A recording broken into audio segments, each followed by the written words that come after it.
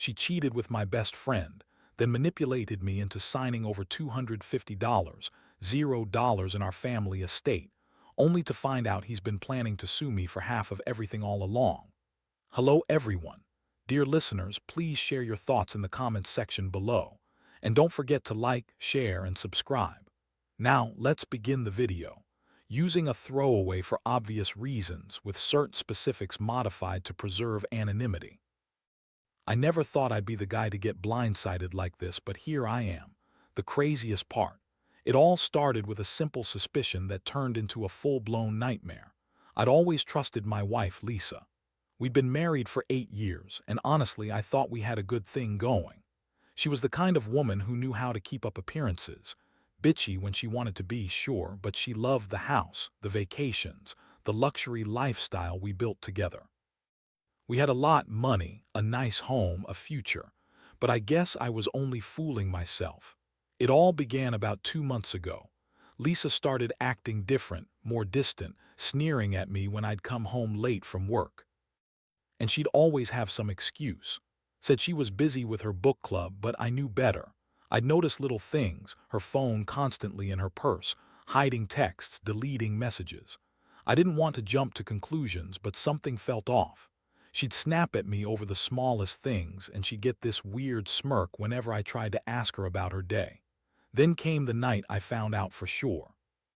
I was going through some old emails on her laptop just out of curiosity, nothing sinister, just checking if she was still talking to her friends. That's when I saw it. An email thread between her and Mark. Mark is her best friend's husband, the guy I used to trust, the guy I'd even gone on golf trips with. I'd always thought of him as a good guy. Turns out, not so much. The email was explicit, talking about their late-night encounters, how they couldn't get enough of each other, and how Lisa always knew how to manipulate her way into his bed. I couldn't believe my eyes. My wife, the woman I loved, was cheating on me with my best friend. I felt like I'd been punched in the gut. My stomach dropped and my head spun. I couldn't breathe. I read those messages over and over, trying to process what I'd just seen. It wasn't just a fling, it was an affair, and it had been going on for months. The worst part, they'd planned to keep it secret, hide it from me like I was some fool. I didn't want to believe it, but the evidence was there. I sat there, stunned, my mind racing.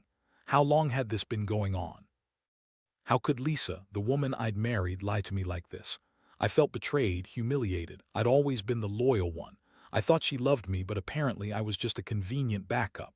My heart was pounding so hard I thought I might pass out. I knew I had to confront her, but I wasn't sure if I was ready for what was coming.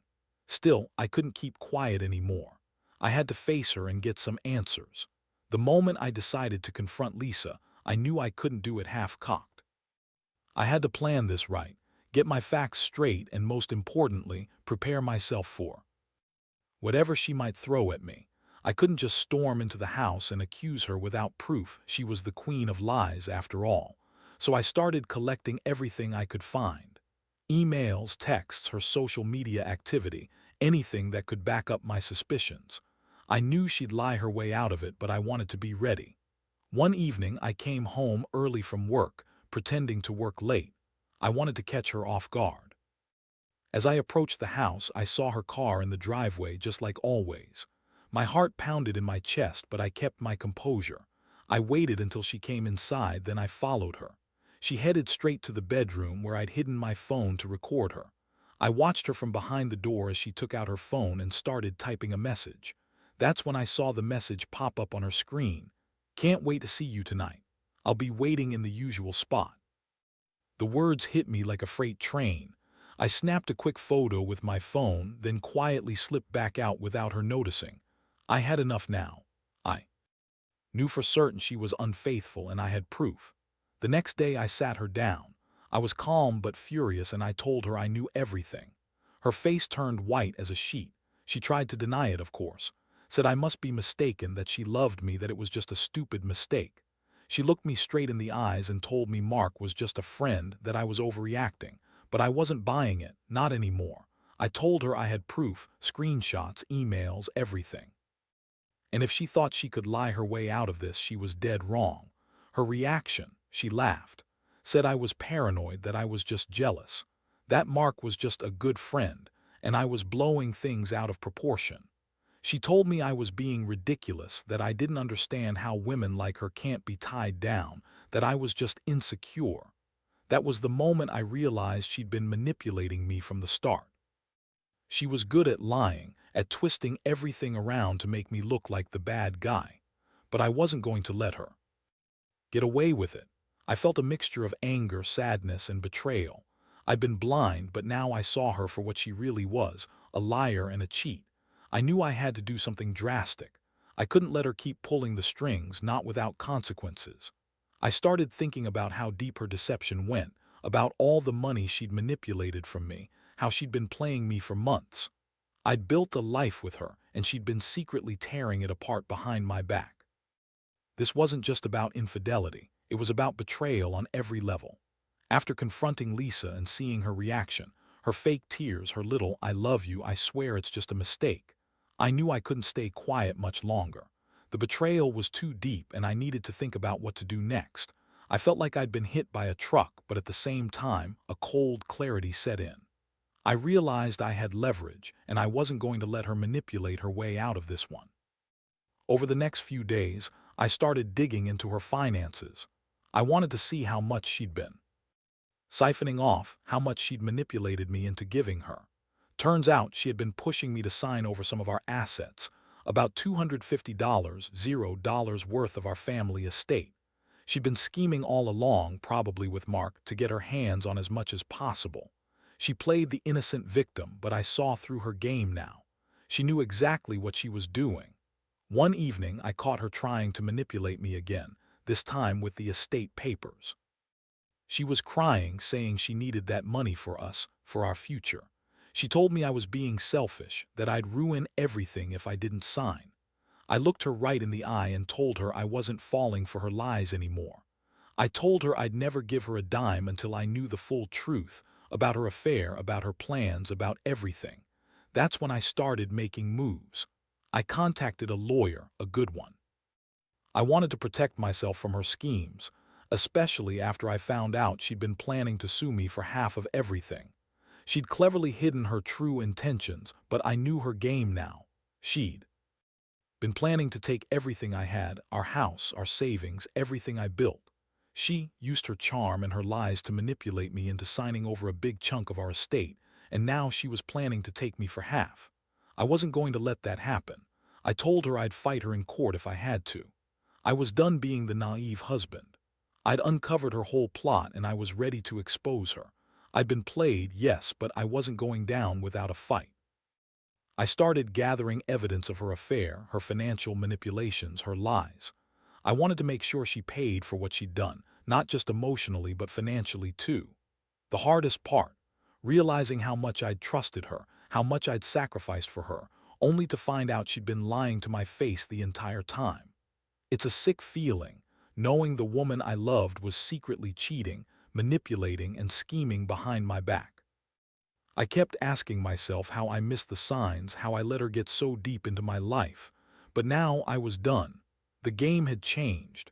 She thought she could walk all over me, but I was about to turn the tables completely.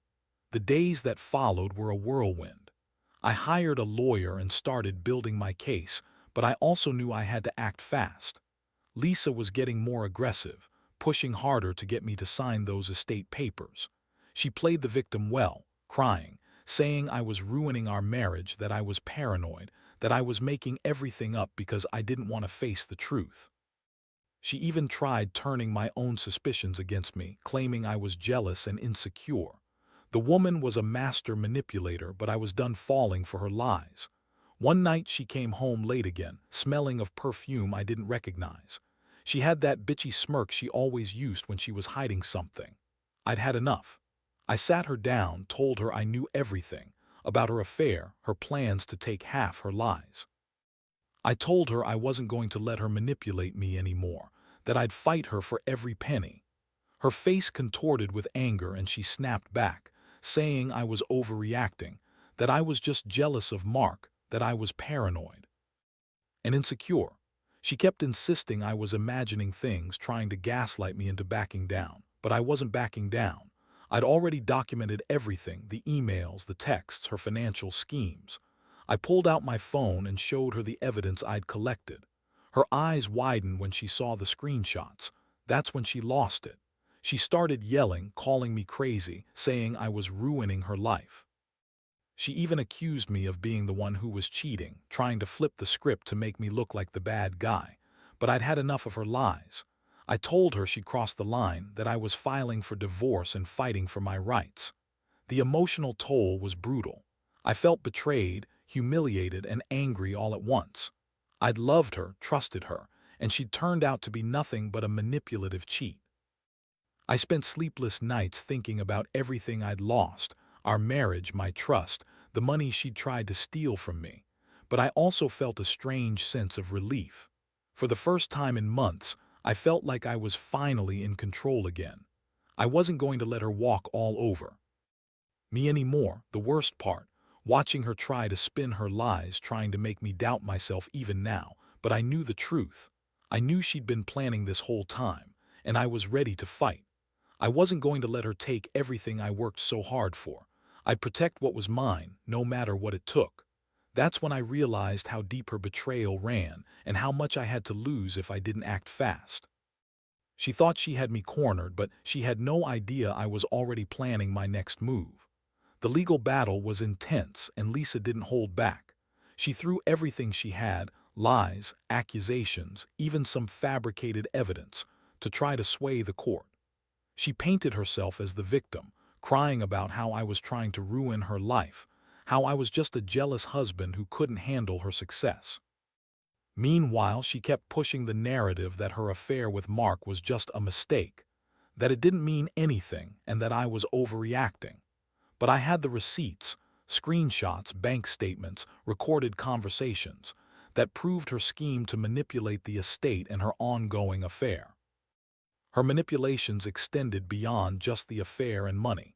She tried to turn our friends and family against me, saying I was unreasonable, accusing me of being controlling and paranoid. Every time I thought I gained some ground, she'd come back with another lie, another smear campaign. It was exhausting, but I stayed firm. I knew the truth, and I knew what she was capable of.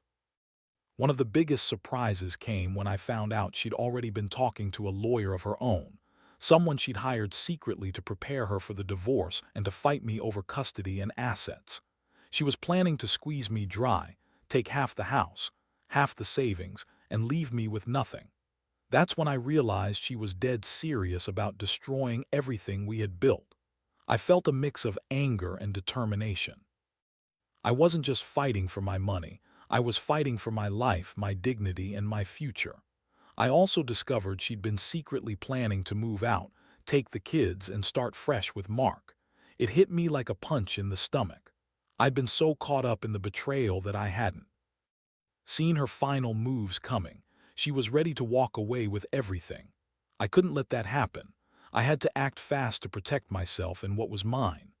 The turning point came when I decided to confront her one last time, face to face, with all the evidence laid out.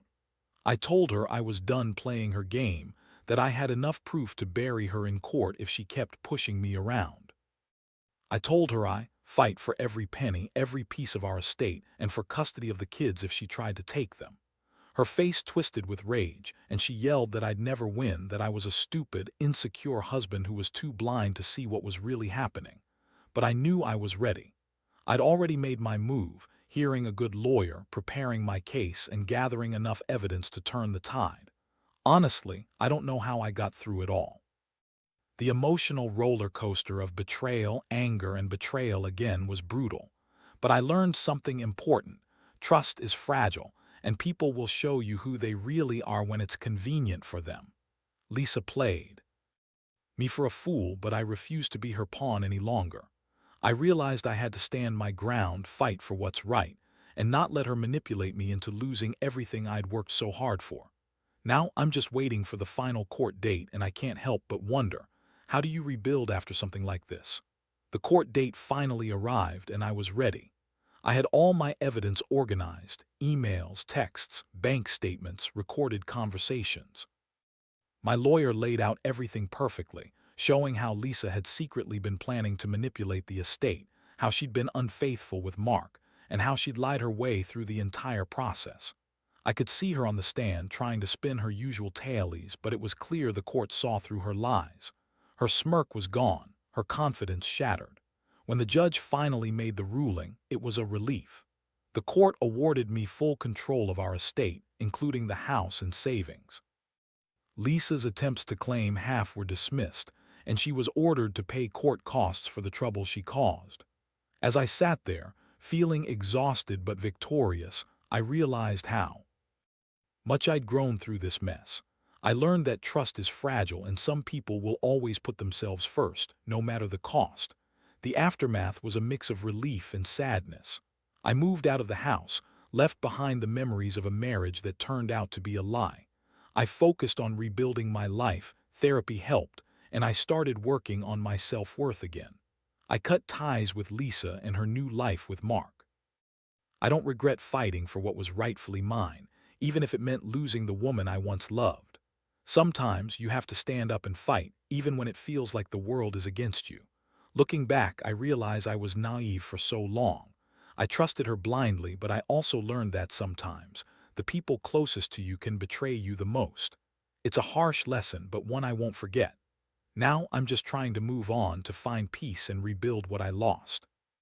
I want others to know, if you see signs of betrayal, don't ignore them. Protect yourself, gather evidence, and don't be afraid to fight. Because in the end, honesty and integrity are everything. And if someone's willing to lie, cheat, and manipulate, well, they don't deserve your trust or your life's work.